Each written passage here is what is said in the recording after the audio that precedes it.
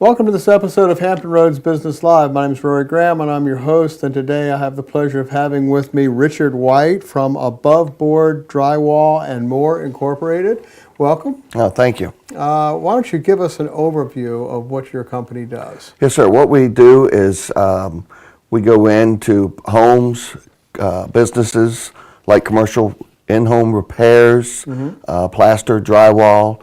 A lot of times it's water damage. We go in and make the repairs, do the painting, do trim, interior doors.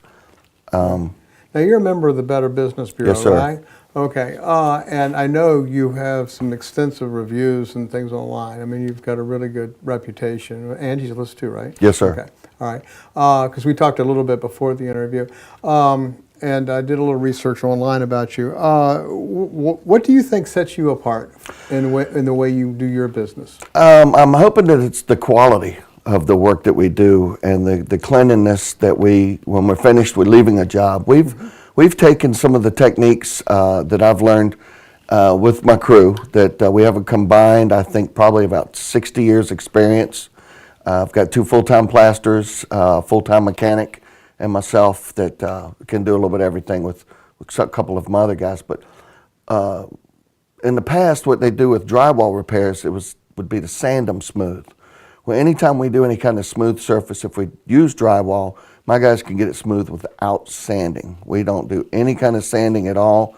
We use a sponge and water technique, which cuts down on the dust in people's homes, and that's one of the things they really, people are impressed with us, is how clean we are during the process and then when we're done. Okay, now do you do just residential or do you just do commercial too? Oh, so we do light commercial as well. Yes, sir. Light commercial as well, okay. So if someone has a drywall or plastering need, they call you, do you go out and give an estimate? Or yes, sir. What's the process? Usually what the process is, if they call by getting the number off a truck or a card or word of mouth, or even the website, drywallandplastering.com. There's a page on there for contact information they can fill out. If they choose to call, and I can get to the phone. If not, hopefully my office manager will answer. The worst case scenario is they get a voicemail, it'll direct them, if they have email capabilities, to email us their name, address, and telephone number so that I can call them back. We'll set up a convenient time for them to come out and do the estimate. And then I can respond to it with a PDF file in writing. So they've got the quote in writing. All right, okay, and that's pretty straightforward. Yeah, So, works pretty well. How long have you all been around? The company the company started in 2007. Okay. I've been doing drywall and plastering since 1983. Okay, all right. And you also are very active in the community, right? Yes, sir. A lot of volunteer stuff? Yes, sir. We've participated through my local church, Emmanuel Baptist Church. We've done Serve the City, which is churches come together through in coordination with the city and police officers in the residential areas of homes that they can't really afford to get contractors to come in and make repairs, and the volunteers come in, they do painting, yard work, roofing repairs. We've done a lot, of course, drywall and plastering repairs for them, and that's worked out real well. It's usually I think it's every June of every year.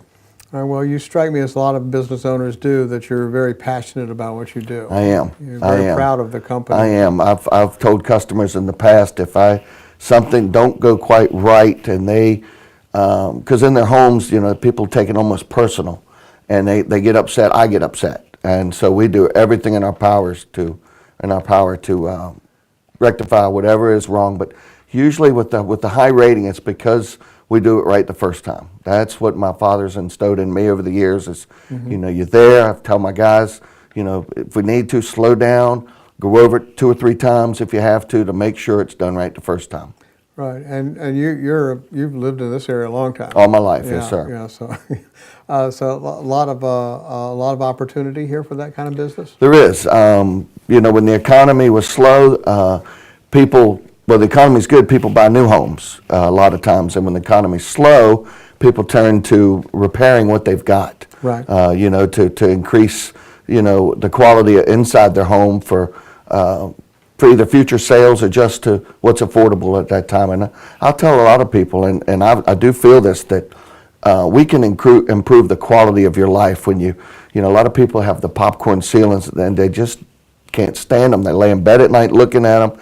And when we can get rid of those, you know, when they go to bed at night with a nice, new, fresh, bright ceiling, they just take a little deep breath and be thankful that they, you know, that they're over time, that you know, the decor changes. Oh, yeah. Over time. Oh, yes, what sir. was popular in the 70s. Yes, sir. Not today. Like that commercial shows the purple bathroom or something. That was some nice green shag carpet. Yeah, the green shag carpet. Yes, sir. Yeah. So, okay. Well, is there anything that I haven't touched on that you wanted to mention? No, just you know. No, I don't think so. Okay. I can't think of anything. All right. Well, if you have a need for drywall or a plastering need, you can give Richard a call. His contact information is at the end of this video, and it's also at the bottom of this page.